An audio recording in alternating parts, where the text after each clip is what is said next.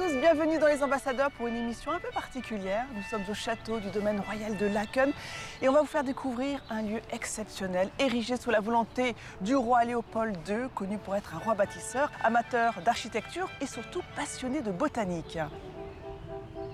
Jouxtant le château de Laeken, un autre palais fait de verre et d'acier fut construit dès 1874 à la demande du roi des Belges.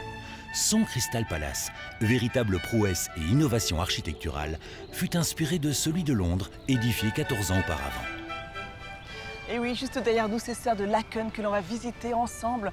Un écrin splendide qui regroupe des spécimens de plantes qui parfois datent de l'époque du roi Léopold II. Et il y a ce rituel pour le plus grand bonheur des habitants, l'ouverture au public uniquement 3 semaines par an.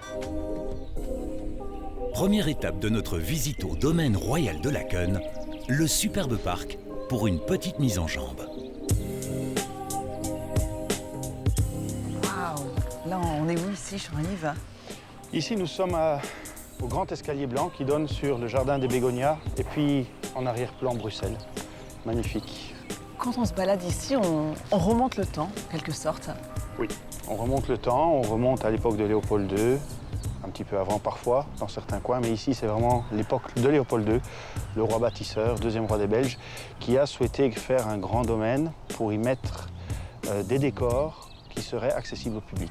Et quand on voit le parc qui est derrière nous, on voit bien qu'il y a une partie davantage taillée, l'autre laissée un petit peu sauvage. C'est quoi exactement la politique ici? Alors, il y a des zones qui doivent être impeccables en permanence. Mais dans la mesure du possible, on essaie également de favoriser la biodiversité au maximum. Et donc, là où on peut laisser pousser l'herbe pour avoir des fleurs sauvages, pour laisser les insectes gambader gaiement, on le fait aussi. Mais tu as combien d'hectares à gérer en tout ici? Il y a 187 hectares à gérer. Et c'est toi qui gères tout ça? Oui. J'ai envie de dire j'essaye, mais oui. Et c'est toi qui décides du coup de l'aménagement des lieux ou comment ça se passe? Alors, jamais tout seul. On aime bien avoir des avis éclairés, soit de spécialistes de la biodiversité, soit également de personnes qui s'y connaissent en histoire des parcs. Et donc on essaie de combiner tous les intérêts, toutes les visions, et également les gros problèmes à venir, à savoir le changement climatique, pour que tout ça s'accommode et s'organise autour de l'objectif final, qui est simplement que ce parc puisse continuer dans le temps pour les générations futures. Est-ce qu'on peut dire que c'est une fierté, en même temps une vraie responsabilité de travailler ici, dans ce domaine royal? Oui, c'est une fierté et oui, c'est un sacré challenge. Un challenge relevé par la donation royale qui gère entre autres le château, le parc et les serres de Laeken. Des biens dont le roi Léopold II a fait don au pays, arrivé à la fin de sa vie sans prince héritier, pour lui succéder sur le trône. Waouh, c'est surprenant comme décor. Oui, les ruines, les fameuses ruines qui viennent avec les étangs qui sont là et qui en fait récoltent toutes les eaux pluviales. Ruines, ce sont des décors qui ont été faits par Léopold II, qui a aménagé une partie du parc avec toute une série de petites scénettes. Alors ici, nous avons les ruines. Un peu plus haut, nous avons, avec la tour japonaise, un décor japonisant. Un peu plus loin, avec l'atelier de la reine Elisabeth, nous avons également un petit décor de cottage anglais. Et donc, au fur et à mesure de la grande promenade, le visiteur peut se rendre compte et peut passer par ces différentes petites scénettes, des petites cartes postales comme ça, juxtaposées les unes à côté des autres. Absolument magnifique. Il y a des canards un peu partout ici. C'est un peu le paradis de la biodiversité. On fait tout pour.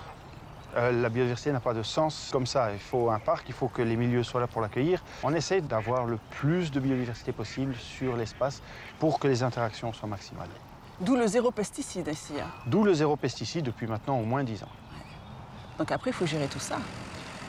Et donc là, on compte sur notre main-d'œuvre qualifiée, 55 personnes, 23 ouvriers dans le parc, 15 dans les serres, qui eux sont ceux qui font vraiment tout le gros boulot, qui permettent aux visiteurs de profiter un maximum de ces vues qu'ils peuvent découvrir.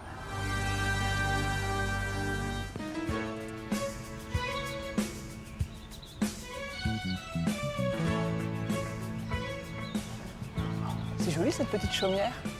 Oui, c'est l'atelier de la reine Elisabeth. C'est ici qu'elle peignait, elle sculptait, elle jouait de la musique aussi. Et cet endroit se visite aussi pendant la visite des serres.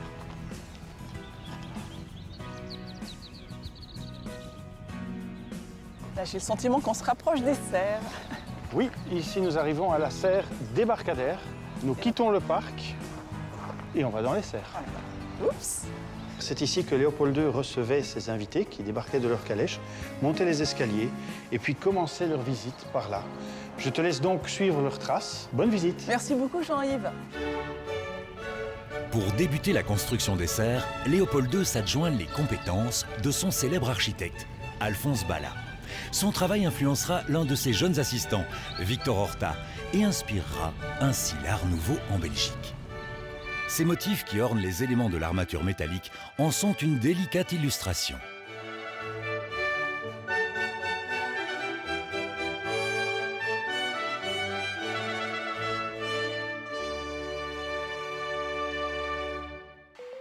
Un tel trésor réclame la passion de véritables artisans jardiniers. Nathalie se perd en parfum dans ce patrimoine qui prospère depuis 150 ans. Elle se perd dans ce dédale végétal à la recherche d'Axel. Quelqu'un a vu Axel? Bonjour. Bonjour. Je me suis un peu perdue. Mais alors là, je vois cet escalier rempli de fleurs. Qu'est-ce que vous êtes en train de faire? On est en train de décorer l'escalier d'hortensia pour les visites. Il y a encore beaucoup de travail, j'imagine. Oui, c'est la dernière semaine. Je recherche Axel. Oui, Est-ce que vous savez où je peux la trouver? oui, elle est dans la serre plateau. C'est possible de me guider parce que c'est immense cet endroit. Ah oui, oui, pas de problème. Je vais vous emmener. Merci beaucoup. Par contre, je veux bien que vous m'aidez pour... Ah, avec grand plaisir. Oula, je prends celle-là? Oui, vous pouvez. Attention.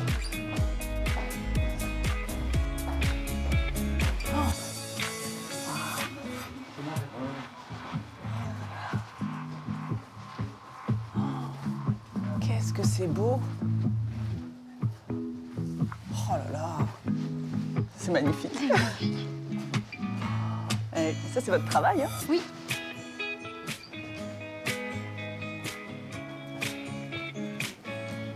Voilà, on arrive à la serre plateau. Il y a Axel qui est là-bas. Ah bah très bien, je vais la rejoindre alors. Je te laisse ici et je reprends ça. Merci beaucoup. Au revoir. Au revoir. C'est chaud ici. Hein. Ouh.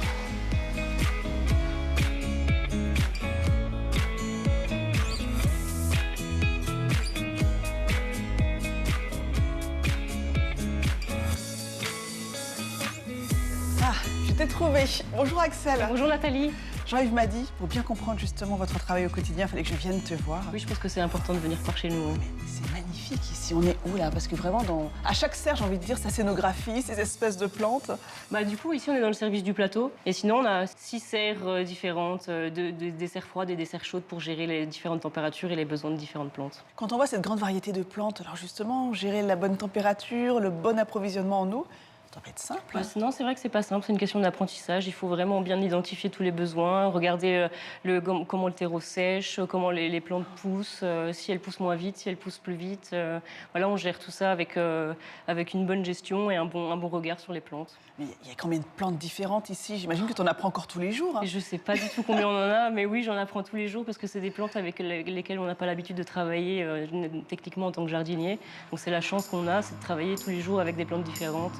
On sait à quel point c'est important justement ces 3 semaines d'ouverture au public d'avoir la serre la plus belle possible. Comment on fait pour gérer le bon moment pour que les fleurs soient en floraison? Alors oui, c'est vrai que c'est la difficulté, c'est d'avoir les fleurs pile aux périodes de l'ouverture des serres. Donc on va y gérer par rapport aux températures, mettre plus froid pour ralentir les plantes ou plus chaud pour les forcer. On va mettre aussi de la chaux sur les fenêtres, on va badigeonner ça pour éviter qu'il y ait trop d'UV. C'est un privilège de travailler dans les serres royales. Tout le monde n'a pas la chance d'avoir le droit à un poste ici. Ouais. Il faut le dire, la reine Mathilde est vraiment impliquée. Hein. Elle vient régulièrement inspecter la serre. Oui, puis elle a des préférences. Elle sait nous dire ce qu'elle aime et ce qu'elle n'aime pas, effectivement. Et voilà, dans la serre Narcisse, vous avez compris pourquoi on peut admirer son reflet dans le miroir.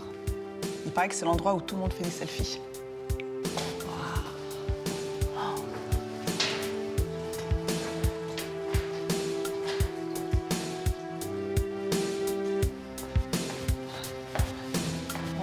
Oui. Oh là là. Mais voilà, ce fameux jardin d'hiver, c'est vrai que c'est impressionnant. Hein. La hauteur sous plafond. Là, j'ai rendez-vous avec Pierre, faut que je le trouve. Pierre? Pierre? Oui, je suis en haut, Mais où, là-haut? au-dessus des colonnes, près de l'échelle. Je t'attends en bas? Non, tu dois prendre le boudrier. Tu Je dois monte. monter avec moi. Ok, je vais monter.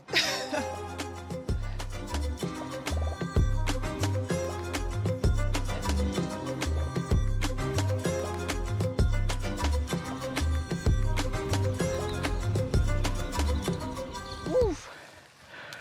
Waouh. Ça va? Ouais, vas-y encore. Encore un pas. Bon, maintenant, On a combien de mètres de hauteur, la pierre? ici on a 10 mètres de hauteur. Faut mieux pas regarder en bas, hein. Non, ça va, il faut regarder les arbres, les sommets, les cimes. C'est vrai que quand on voit vraiment la structure au plus près, c'est impressionnant hein, de voir ces moindres détails. Et ces colonnes aussi, hein, il y en a combien là autour? 36 colonnes, ouais.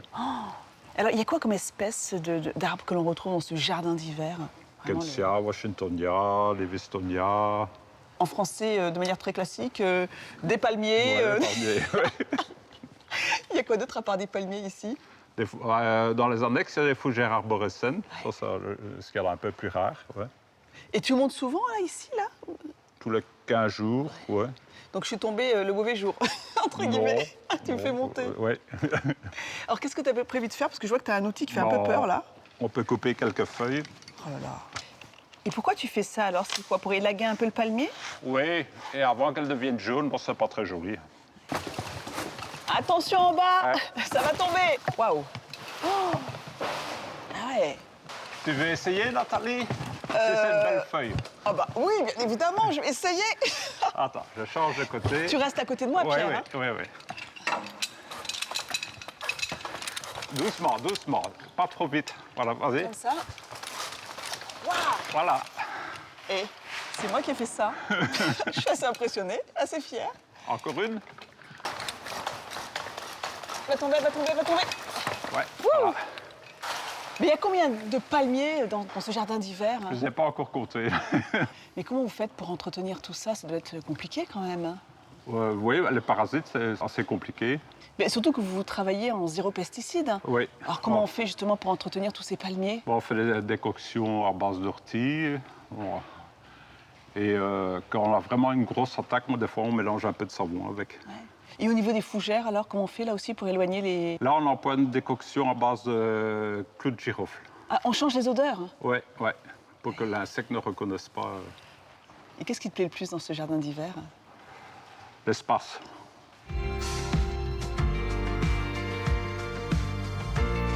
Ah oui, là, c'est pas le petit arrosage, Pierre. Non, c'est le gros arrosage. T'arrives à atteindre ce palmier là-haut, là? Juste. Mais alors, comment vous faites pour la gestion de l'eau ici? Comment ça se passe? Cette eau, elle vient d'où? Hein? Des étangs. Il y a des sources qui remplissent les étangs et ça, nous, on pompe dans les étangs. Ouais, là, en haut. Ce que vous dit pas Pierre, c'est que ça fait 37 ans qu'il travaille ici. Et il connaît chaque plante par cœur. C'est un peu le doyen, hein? Oui, il faut l'arrosage, il faut connaître. Parce qu'il y a des endroits où on doit donner plus d'eau et des endroits où on doit donner moins d'eau. Là aussi, il faut connaît, avoir ouais. le bon dosage. Bon, on connaît les plantes, hein. Il y en a qui, on sait qui boivent le plus et celles qui boivent le moins, ouais. C'est un peu l'homme qui parle aux plantes. Ouais, ouais, des fois, ouais. Et est-ce que vous avez des cacaoyers ici? Non, on n'en a pas, mais on a des bananiers.